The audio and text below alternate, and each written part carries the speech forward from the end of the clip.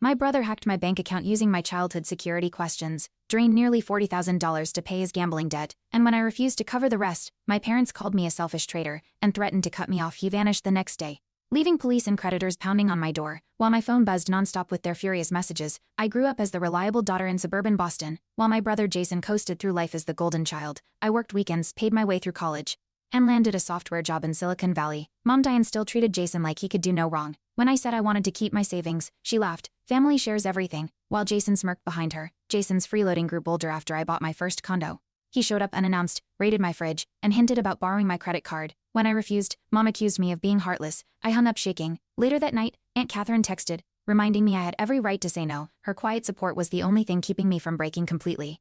When Jason racked up another huge credit card bill, Mom begged me to cover it, insisting family comes first. I refused, and the next morning my online banking locked me out. A bank rep confirmed someone tried my childhood security answers. I called Dad hoping for support, but he brushed it off, saying Jason was under pressure. That dismissal stung worse than the theft. A week later, debt collectors started calling for accounts I didn't open. I drove to my parents' house trembling, only to find Jason with a new gaming console. He shrugged. It's temporary. Mom defended him, claiming I overreacted. I snapped, slamming a photo frame onto the counter. Dad scolded me, while Jason grinned, knowing I was losing the family battle. Desperate, I set up security alerts and confronted Jason privately. He laughed, waving his phone, bragging he had my info. My chest tightened as he hinted Mom gave him my old tax papers. I called Aunt Catherine in tears, and she urged me to start documenting everything. That night, I found a strange withdrawal email, proof he was still trying to drain me, and saved every screenshot. The twist came when the police contacted me, saying my name was linked to a fraudulent loan. I recorded a conversation of my parents defending Jason's bank fraud, claiming he just needed help. When I played the clip for the officer, his tone changed immediately.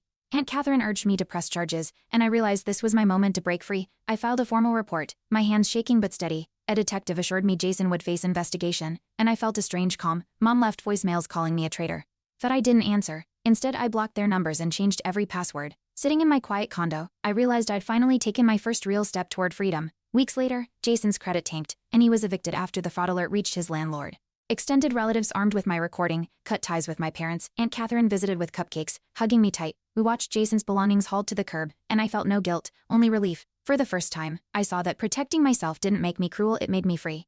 I closed my old joint savings account, bought a small safe for my documents, and booked a spontaneous trip to Seattle just because I could. When I posted a smiling photo by the waterfront, Aunt Catherine commented, "You look free." I felt lighter than ever.